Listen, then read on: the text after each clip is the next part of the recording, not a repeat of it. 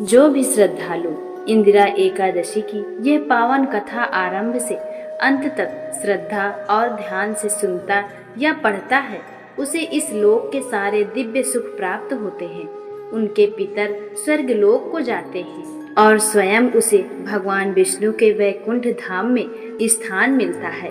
इस कथा को बीच में छोड़ना या अनादर करना भगवान श्री हरि का अपमान माना गया है। इसलिए इसे आरंभ करके अधूरा न छोड़ें, अन्यथा व्यक्ति पाप का भागी बन सकता है। अब आप प्रेम पूर्वक इस महात्म्य को सुनिए। अश्विन मास के कृष्ण पक्ष की एकादशी को इंदिरा एकादशी कहा जाता है। इसके व्रत का इतना प्रभाव है कि सारे पापों का नाश हो जाता है और वे पितर जो किसी कारण से निचले लोकों में अटके होते हैं, उनके भी शुभ गति मिलती है। इसी के संदर्भ में एक अद्भुत कथा सुनाई जाती है। एक बार राजा युधिष्ठिर ने श्री कृष्ण से विनम्र होकर पूछा, हे मधुसूदन, कृपया बताइए अश्विन मास के कृष्ण पक्ष में कौन सी एकादशी होती है और उसका व्रत किस प्रकार करना चाहिए।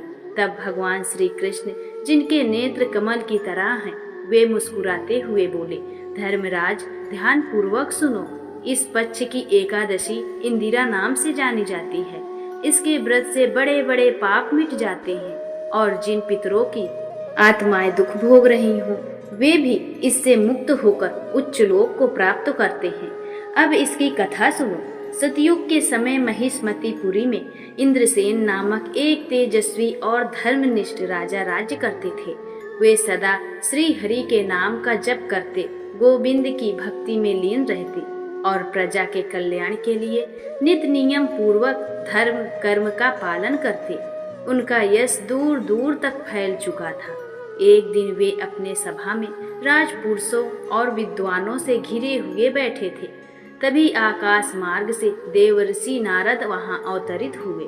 राजा ने आदर पूर्वक खड़े होकर उनका स्वागत किया, जल अर्पित कर पूजन किया और उन्हें सिंहासन पर बिठाया। फिर वो हाथ जोड़कर बोले, भगवान, आज आपके दर्शन से मेरे समस्त यज्ञ सफल हो गए। कृपा करके बताइए आपके इस आगमन का क्या उद्देश्य है।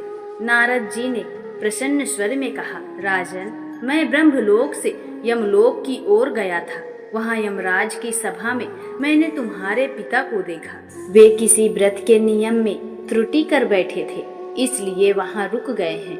उन्होंने मुझे तुम्हारे लिए संदेश दिया है कि तुम इंदिरा एकादशी का व्रत करके उसका पुण्य उन्हें अर्पित करो ताकि वे स्वर्गलोक जा सके। यह सुनकर राजा का हृदय पिता के लिए प्रति करुणा से भर गया।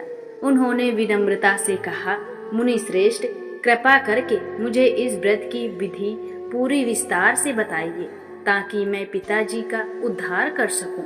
नारद जी ने कहा, नरेश, अश्विन कृष्ण दशमी के दिन प्रातः स्नान करके दिन में एक बार सात्विक भोजन करो, रात्रि में भूमि पर शयन करो और मन को संयमित रखो।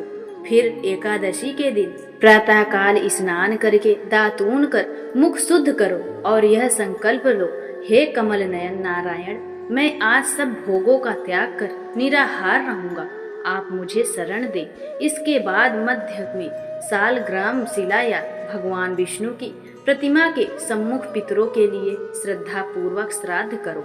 ब्राह्मणों को दक्षिणा और भोजन दो।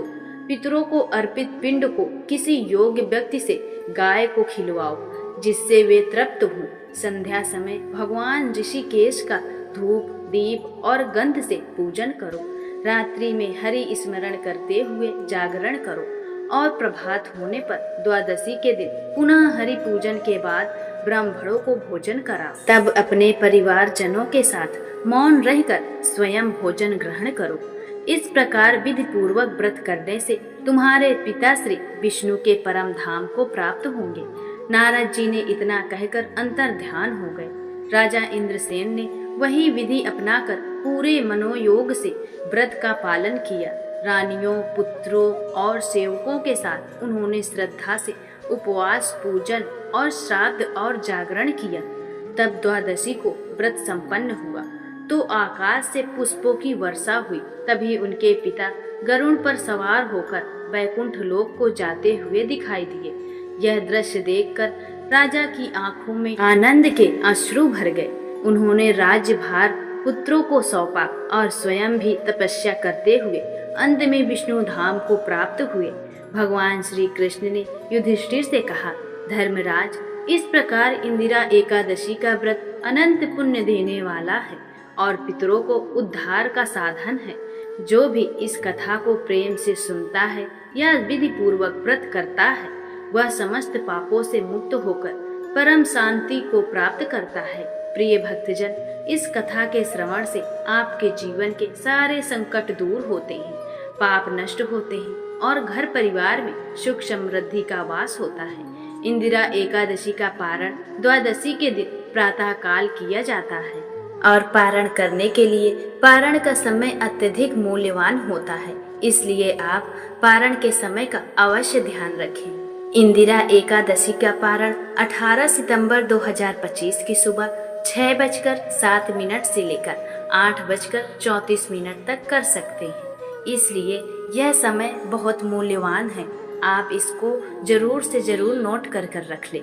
द्वादशी के दिन प्रातः उठकर स्नान करने के बाद स्वच्छ कपड़ा पहने, श्रद्धा पूर्वक भगवान श्री हरि की पूजा करें और उसके बाद ब्राह्मणों को भोजन कराएं। फिर परिवारजनों के साथ मौन होकर पारण ग्रहण करें। इस प्रकार व्रत पूर्ण होगा और आपको वैकुंठ धाम की प्राप्ति के साथ पितरों का पुण्य भी मिलेगा। अगर आपको हमारी यह एकादशी कथा अच्छी लगी हो तो कृपया वीडियो को लाइक, चैनल को सब्सक्राइब करें और भगवान श्री राधे कृष्ण की कृपा आप पर सभी आनंदित रहें और कृपा बनी रहे। जय श्री कृष्ण।